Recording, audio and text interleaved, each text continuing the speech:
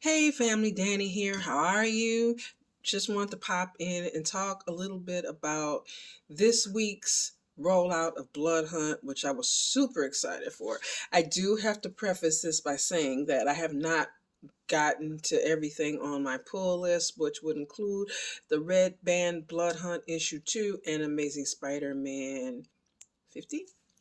So I won't be talking about those, but I will be talking about my opinion on Amazing Spider-Man Blood Hunt 1 and Amazing Spider-Man 49.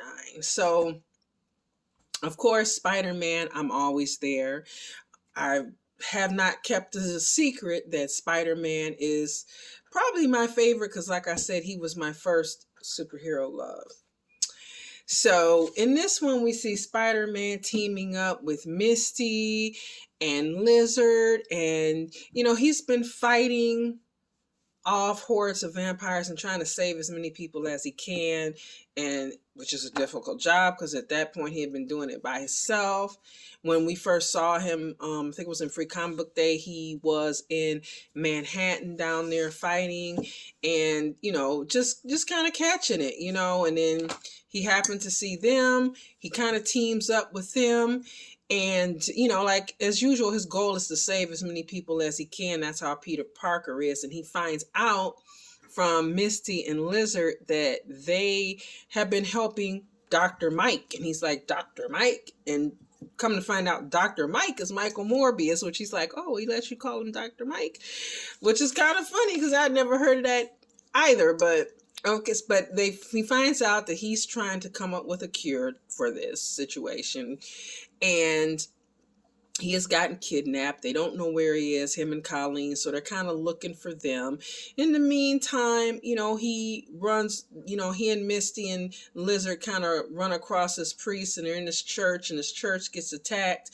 And Spider-Man kind of, at a certain point, wonders, is Misty telling him everything, because he thinks it's kind of funny that they're attacking this location and there's other locations across the city where there's quote unquote easy prey, and they're not attacking them. So it's coordinated, which we do know, and we'll get into this in a little bit with Blade, that they are coordinated, that they are, attacking specific places to destroy the infrastructure. And that's no accident. So there's that. In the meantime, we kind of flip back to Morbius and Colleen, and they manage to, get out of, where they're kind of being held. But before they can completely get out, they run into some rogue vampires, and their leader, who is this guy named TJ, who says, I'm here basically to help you facilitate this cure. I want you to finish it and find it. Which, I mean, okay, who is this guy? Is he for real? How did he know that Michael Morbius and, was working on this? I mean, there's a lot of questions that this week we're faced with. Also, Dagger's running around, trying to find, Cloak, and we see that, so, and we get, well, I'm getting ahead of myself. I'm getting ahead of myself. Sorry, guys. So, but, so we leave off with this cliffhanger with TJ, and again, with Spider-Man wondering what is really going on, with Misty, and Lizard is acting kind of weird too, but that's nothing new. So I have to say, I like the way this, so far. I mean, of course, like I said, all things Spider-Man all day, every day, but I think this is a great beginning with both issues. And again, like I said, I like the questions, the cliffhanger. So, I mean, they're setting us up, I think, for a roller coaster ride, and I'm there. I'm there for it. I love the supernatural. I love vampires. I love my Marvel heroes. So when they come together, it's always fun. In any of them, DC versus vampires, that was fun. So it's just, hey, if this is your bag, you're in for this. I was like pretty super excited when this was announced from day one. Next, I want to get into Blood Hunt. And as you know, so far we've had Free Comic Book Day. And I did get the original because, for the first time. And then I got the red band. And okay, so the difference with the red band, yes, there was some at the ends, an extra gory part. I love it. As a horror fan, I'm there for the gore. So every red band issue that comes out, I'm planning on getting. I know the core series is going to have it. I also think Werewolf by Night is going to have a red band issue, so I'm looking forward to that. So, we in the previous book, in book one, because like I said, I haven't read book two yet, but in book one and in Free Comic Book Day, we got basically a countdown of when the sun went down, when the dark force took hold, and we got to see various characters responding to this. We got to see Spider-Man in Manhattan. We got to see Sue and Reed Richards in Arizona. We saw Daredevil in Hell's Kitchen. So we got to see Bloodline in ATL. Looking at, so I don't want to forget anything. So we got to see Bloodline in ATL. So we got to kind of like this whole, and I love when they do that, when they kind of flick in between different characters and different things. So we got to see, what's this person doing here? What's that person doing there? And we also got some surprises because Blade has set up a meeting with the Avengers that he didn't show up for, and they got ambushed. And yes, there are spoilers, and I know I just started. I probably should have said that at the beginning. So if you want to stop right now, that's fine. Come back. But so we know they got ambushed at this meeting, and we find out, Blade goes to see Doctor Strange and Clea, and they're there and they're trying to, come up with this, basically like a recipe to get rid of the vampires. And so Blade asked him, are you sure, I wasn't sure that you would do this. He says, I was sure Scarlet Witch wouldn't, but I wasn't sure about you. And so he says, basically says, I'm a doctor. And if you got to get rid of an arm to save the body, then this is what we got to do. It's at this point that Blade starts asking him these questions like, do you want to know who set this up? Do you want to know who got the Avengers ambushed and decimated? Because he's like, they're no match. And I know they're gone. And Clea's like, don't even play like that. Don't do that. And he's like, do you want to know, who put all this into motion? And surprise, surprise, it's like, it's me. And he basically, from what we can see at this point, but we're talking about Doctor Strange, but I'll just use the word decimates Doctor Strange. Now, we know, how powerful he is. He even brought his own brother back, albeit a vampire, but he did bring him back. So it's like, oh my gosh, what a shock. I mean, why would Blade do this? And what's going on with Blade? I mean, this is a person who has never been a fan of vampires. I mean, if you look at the circumstances of his birth, he has fought against them and fought against many supernatural beings. He is tangled with Dracula. He has been, I want to show you guys, I don't know if you guys read this one, Blade Vampire Nation. This is not too long after they established, his nation, and Blade was sent by the UN to actually sheriff it, kind of like Eric Northman in True Blood, in the way they had that hierarchy set up as sheriffs. Well, of course, Dracula did not like this and was none too pleased with this, and they've had an uneasy alliance recently. And we'll talk about a little more. Brian Hill, who wrote the latest Blade book, is also writing the Dracula one, which is awesome. And this was a cool one, too. This has really not too much to do with it, but it was a cool one. A little twist on, Blade and Dracula and Deacon Frost if you get a chance. But I thought this was like a hitchhiking twist turn, like a Scream thing when Drew Barrymore, bit the dust. I mean, I was shocked. And I'm totally shocked about,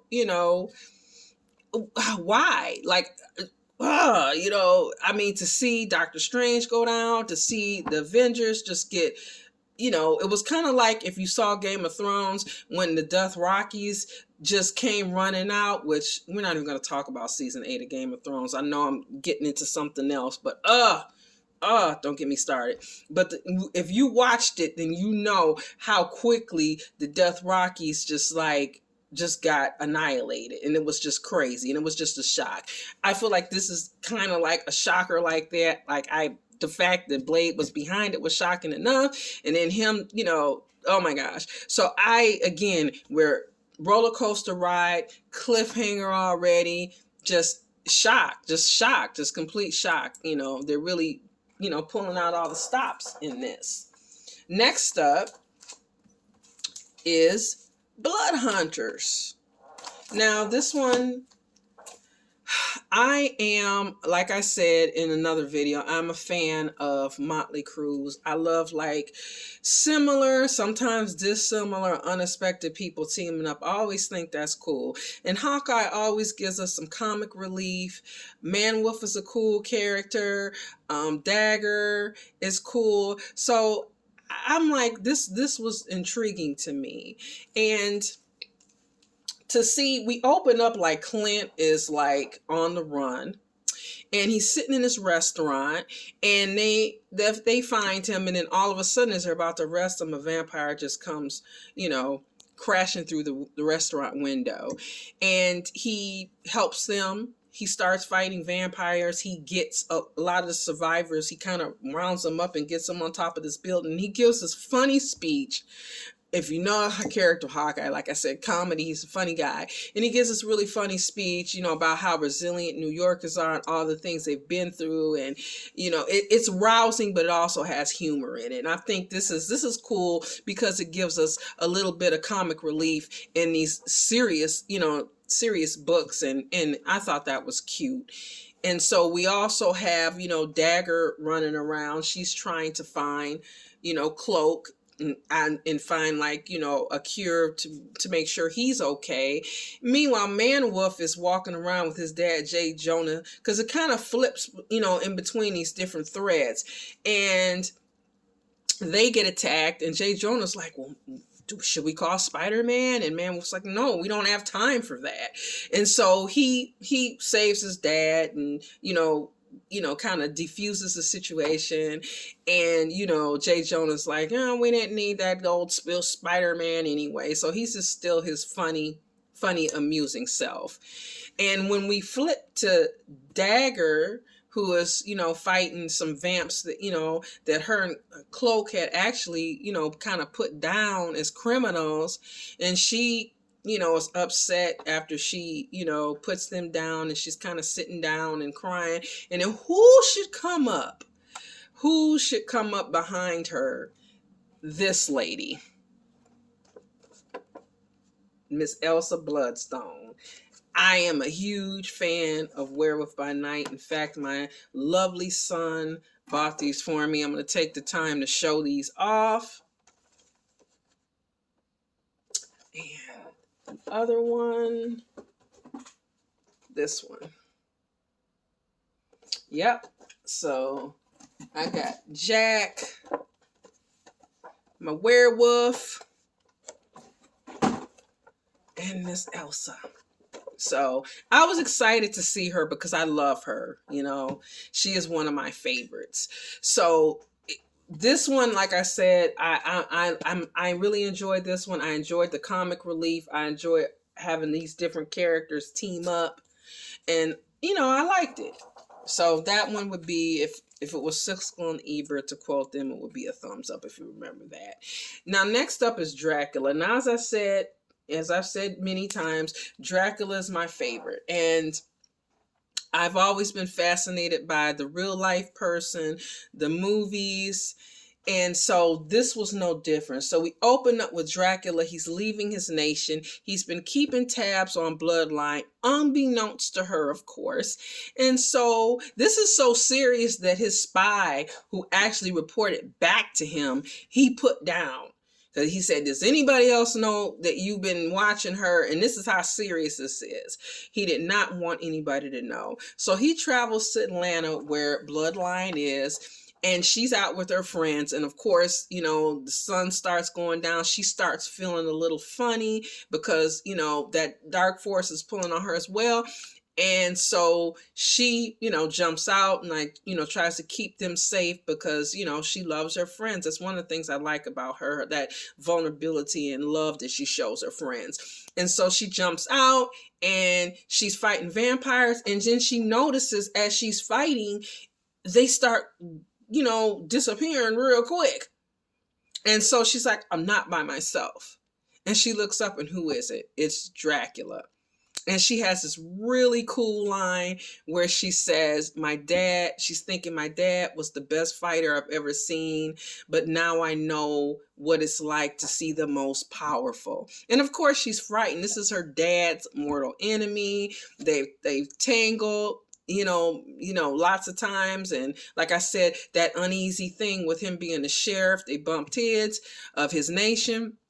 And he's warned her about Dracula. So she's kind of like, stay away from me. And she tries to actually square off with him. And it's kind of funny. Dracula finds it kind of amusing. But he lets her know in no uncertain terms, I'm not here, to hurt you. But I have to say something that is, I know it's going to come up later. And you guys let me know, did you catch it or what you thought of it? While she was fighting those vampires, one of them, when he went to grab her, he said, oh, we got to, basically we got to get this one. This is the one whose blood. And he doesn't get to finish that sentence because Bloodline puts him down.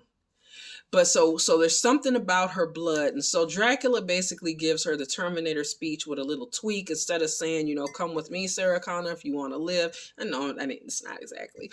But he basically says, come with me and maybe we'll save the world if we get lucky. And so there's another cute moment of humor where she calls her mom and basically is like, oh, well, I got to go. And, hopefully you won't ground me or anything like that.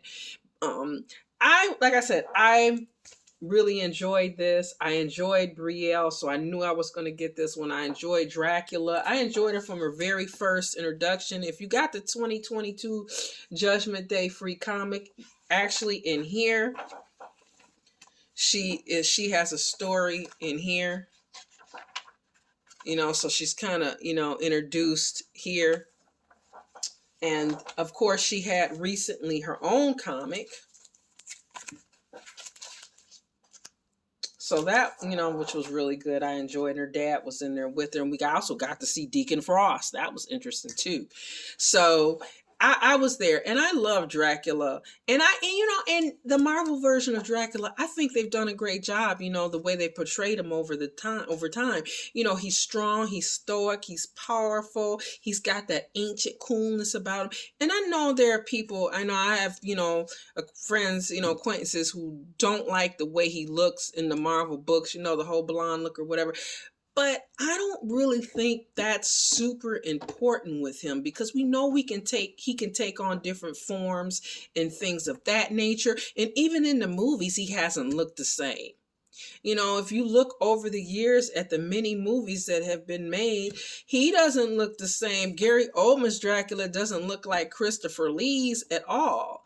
Just to pick two. And then there's Frank Langella. There's like a lot, like they don't look the same. So, I don't think there's like a set look. I think that people might have a picture in their mind when they read the book.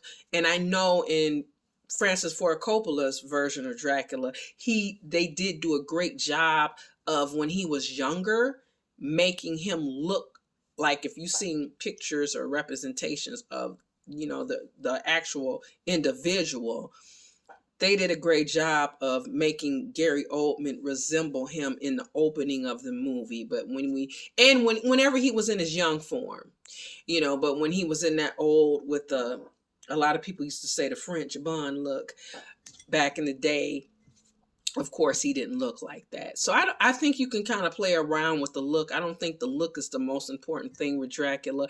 I really believe that it is his attitude and the way, he carries himself. And you have to have a strong actor. Even like I know in Francis Ford Coppola's Dracula, Gary Oldman and Francis Ford Coppola, I saw on special features and stuff that they talked about, it was almost like The Godfather, because he was the center of the film. And so it had to be a strong actor, Gary Oldman as Dracula. If he wasn't in the scene, everybody was talking about him. So he's kind of like Marlon Brando, in the original, if he wasn't in the scene, everybody was talking about The Godfather. So I think it's just important that you write him or show him as a strong, powerful character, all-knowing, world weary, and more so than the look. So I'm really, really excited. I'm looking forward to Midnight Suns, which will be coming out, Black Panther, of course, Werewolf by Night, Wolverine, and I am debating on Hulk. I'm debating on that one. I'm probably going to wind up putting that on my pull list, but there's so many. I know Jubilee has one. There's so many that you can get. Union Jack. There's also tie-ins. Now, I did get this issue, but I'm not going to be investing in every tie-in for the Avengers or Moon Knight. And I like this cover though a lot, but I mean, it's a lot. So it's understandable. You can navigate this, based on your favorite characters, writers, artists, storyline, because there's so much and you may not want to get them all. I think it's an estimated $200 investment, like $60 just if you got everyone for the next 2 months. So it's really, really up to you whether or not you want to make that investment. I mean, this is what it's like when we get into these epic storylines. So I'm going to be focusing on the ones that I said. And if I get roped into something else, like I said, I'll probably get roped into Hulk. Oh, I forgot Wolverine is on my list too. So I have quite a few, like I said, on my list as well already. So it was kind of like, oh my gosh, and then there's so many tie-in. Miles Morales. I mean, there's a lot. I mean, there's just a lot. There's the core issues and the tie-ins. So we're going to have fun talking about this. Let me know what's on your pull list. Let me know what you thought about this week. Let me know what you like. Did you get the red band? Did you think the red band was worth it? Are you going to invest in that? So I'm interested in what you guys think. Like and subscribe. And as always, stay different. Talk to you guys soon. Bye.